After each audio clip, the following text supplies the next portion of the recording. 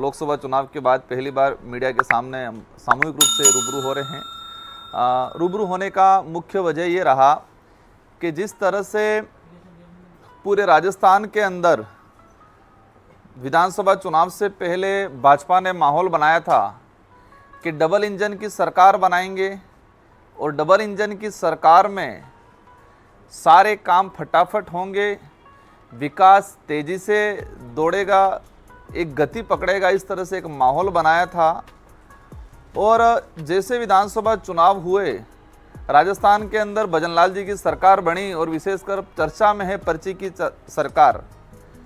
लेकिन सरकार जिस दिन से बनी है उस दिन से सरकार को या सरकार चलाने वालों को समझ में नहीं आ रहा है कि ये हम किस पद पे बैठ गए हैं, इस पद का निर्वहन कैसे करना है।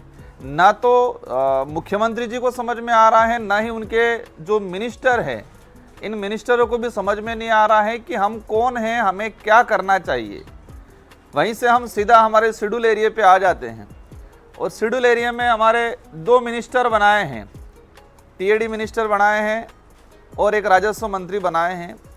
अच्छी बात है कि आदिवासी इलाके से 2 मंत्रियों को बनाया है। हमें भी आशा थी, भले हम विपक्ष में थे, लेकिन इस क्षेत्र को लेके कुछ अच्छा काम करेंगे। लेकिन आज ये 8-10 महीने होने आ गए और जिस तरह से उनका जो रवैया रहा है, उनके डिपार्टमेंट के मंत्री कम नज़र आते हैं। ये एज ए पार्टी के प्रवक्ता या पार्टी के रूप में ज़्यादा काम कार्यकर्ता, उनके डिपार्टमेंट में क्या हो रहा है उनको कोई पता नहीं है। एज ए पार्टी पर प्रचारक के रूप में वर्तमान में काम कर रहे हैं और डिपार्टमेंट के अंदर अधिकारी वर्ग एक चूहे की तरह पूरे डिपार्टमेंट को करतने का काम कर रहे हैं। लेटेस्ट एक न्यूज़ आई थी टीएडी डिपार्टमेंट के अंदर, जिस तरह से सामग्री का बंटवारा हो रहा है। आज टीएडी डिपार्टमेंट के अंदर छात्रावासों के अंदर हमारे आदिवासी समुदाय के बच्चे पढ़ रहे हैं और उनको घटिया सामग्री का जो वितरण किया जा रहा है। छात्रावासों में जैसे असुरक्षा बढ़ रही है, हॉस्टल वार्डन जितने भी थे, टीएडी एक मिनिस्टर साहब ने राजस्थान विधानसभा की गरिमा को तार तार किया है। आप सबकी जानकारी में होगा, मैं विधायक था, 2023 में दोबारा चुन के गया। मैंने विधानसभा में क्वेश्चन लगाया था कि टीएडी का कैडर बन रहा है, उस कैडर का क्या हुआ। टीएडी का नॉर्म्स है, सर्कुलर है कि 5 साल से 3 साल से अधिक कोई भी वार्डन नहीं रह सकता है। मैंने क्वेश्चन लगाया था, मंत्री जी ने जवाब दिया विधानसभा के अंदर कि हाँ बिल्कुल, टीएडी के अंदर 3 साल से जितने पुराने वार्डन हैं सारों को सारों हटा दिया जाएगा। मंत्री जी का विधानसभा के अंदर जवाब है ये। सेकंड, उन्होंने कहा था कि 2 से 3 महीनों में कैडर को पूरा कर दिया जाएगा। कैडर की प्रक्रिया चल रही है और उस कैडर का निर्माण जल्दी किया जाएगा ताकि टीएडी की अलग से वैकेंसी जारी करके भर्ती की जाएगी।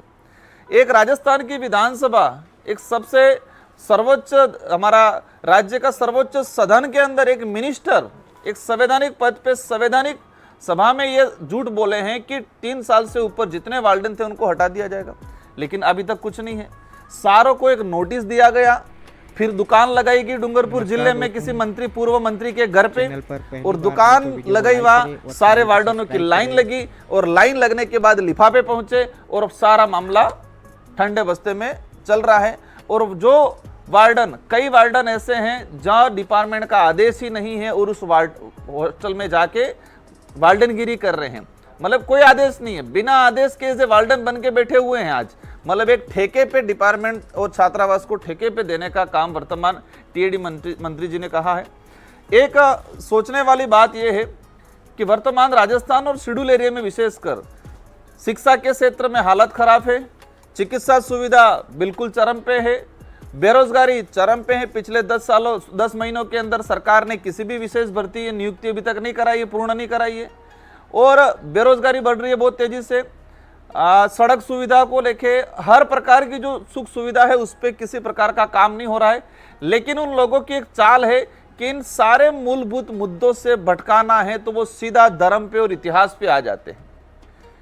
हमें जहाँ तक लगता है कि टीएडी मिनिस्टर और साथ ही हमारे उदयपुर के सांसद माननीय मन्नालाल जी, इन दोनों को आदिवासियों का इतिहास और आदिवासियों के हक अधिकार खत्म करने के लिए बनाया है, ऐसा महसूस हो रहा है। वो दोनों रेगुलर आदिवासियों के इतिहास और उनके हक अधिकार पे हमेशा कहीं न कहीं कटाक्ष करते आ रहे हैं। तो पार्टी की तरफ से उनको डेप्यूट कर रखा है कि आप आदिवासियों के हक अधिकार और आदिवासियों के इतिहास पे बार बार वार करो ताकि ये इतिहास खत्म हो जाए। देखो, इस देश की आज़ादी में हर समुदाय का योगदान रहा है। इस देश में जितने आक्रमणकारी आए वो हर धर्म, हर व्यक्ति, हर समुदाय का व्यक्ति लड़ा है। उस समय कौन किस जाति का है, कौन किस धर्म का है, उस आधार पे युद्ध में नहीं जाते थे। एक अंदर राष्ट्र भावना थी और लोग इस देश के लिए लड़ते थे, मर मिटते थे। लेकिन जिस तरह से मानगढ़ का इतिहास, आदिवासियों का इतिहास, उसमें स्पष्ट लिख रखा है। गोविंद गुरु महाराज को जब गुजरात कोर्ट में अंग्रेजों ने पेश किया तो उस कोर्ट का जजमेंट है, उस जजमेंट में स्पष्ट लिख रहा कि बिलराज कायम करने के लिए यह आंदोलन छेड़ा जा रहा था भक्ति के माध्यम से। तो मन्नालाल जी का न तो इस डूंगरपुर बांसवाड़ा से लेना देना है, न ही उस भक्ति से लेना देना है, और न ही यहाँ का इतिहास जान रहे हैं। लेकिन किसी के इशारे पे ये लोग कहीं न कहीं धीरे धीरे हमारा इतिहास को खत्म करने का काम कर रहे हैं, उनके पार्टी आलाकमान को खुश करने के लिए। राणा पूजा भील की जयंती कल हुई, पूरे देश में धूमधाम से मनाई, आदिवासी समुदाय ने भी मनाया, अन्य ने भी मनाया। लेकिन जिस तरह से टीएडी मंत्री का कल विवादित बयान आया है, उन्होंने कहा है कि राणा पूजा भील नहीं थे, वो सोलंकी राजपूत वंश से थे। एक इतिहास को खत्म करने का काम कर रहे हैं। सबको पता है ऐतिहासिक पृष्ठभूमि के आधार पे उनके वंशज भी हैं, लेकिन जिस तरह से मॉडिफाई करके किसी विशेष संगठन के द्वारा उनको पोषित किया जाता है मानसिक रूप से, और वो ऐसे बयानबाजी करते हैं क्योंकि उनको वोट बैंक का डर है, उनको राजनीति का डर है। तो राणा पूजा के बारे में जिस तरह से उन्होंने गलत कमेंट किए हैं, उसको लेके पूरे आदिवासी समुदाय और साथ ही अन्य समुदाय में भी ये एक आक्रोश पैदा हुआ है। एक राज चिन्ह, मेवाड़ का राज चिन्ह में स्पष्ट लिख रखा है। एक तरफ भील राणा पूजा की तस्वीर है, दूसरी तरफ महाराणा प्रताप की तस्वीर है। लेकिन जिस तरह से उन्होंने इतिहास को मरोड़ने का काम किया है, उसको लेके पूरे आदिवासी समुदाय में आक्रोश है, और आने वाले वक्त में उनको अवश्य कहीं न कहीं मतलब मुंह की खानी पड़ेगी। एक डूंगरपुर जिले का विशेष मुद्दा है, केंद्र सरकार ने जल जीवन मिशन योजना शुरू की। उन्होंने टारगेट रखा कि 2022 तक घर घर नल पहुंचाएंगे। जल जीवन मिशन शुरू किया और 2022 तक घर घर मिशन पहुंचाएंगे। हम भी समझते हैं कि कोई भी टारगेट होता है, जरूरी नहीं है कि वो उस समय में 2 साल 3 साल लेट भी होते हैं। लेकिन आज 2024 आया, डूंगरपुर जिले में 15% भी घर घर जल जीवन मिशन योजना सफल नहीं हुई है।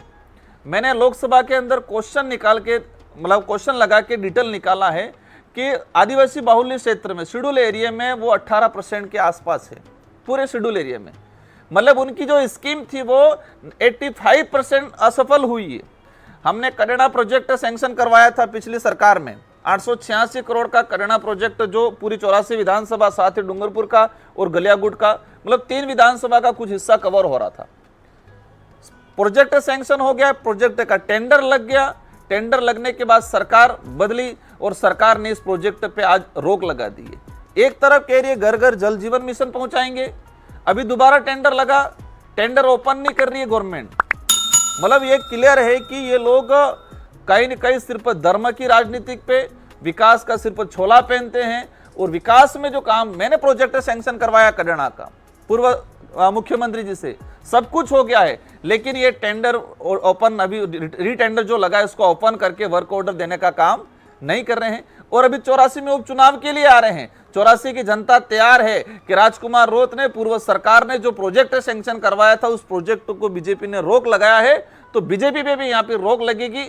और जितने वोट से पीछे 2023 में हारे थे, उससे ज्यादा संख्या से और हारेंगे। लेकिन उनको पता नहीं है, उनको लगता है कि हम धर्म की राजनीति के नाम से चुनाव जीत जाएंगे। साथियों, एक डूंगरपुर जिले ही नहीं, पूरे राजस्थान में एक बड़ा इशू चल रहा है। पिछले 5 सालों में जितने विद्यालय क्रमोन्नत हुए, 8वीं से 10वीं बनाया, 10वीं से 12वीं बना, उस विद्यालय में क्लास शुरू हुआ, एडमिशन जरूर हुआ, लेकिन वो पद, टीचर का पद, सेकंड ग्रेड टीचर और व्याख्याता का पद आज तक क्रिएट नहीं किया गया है।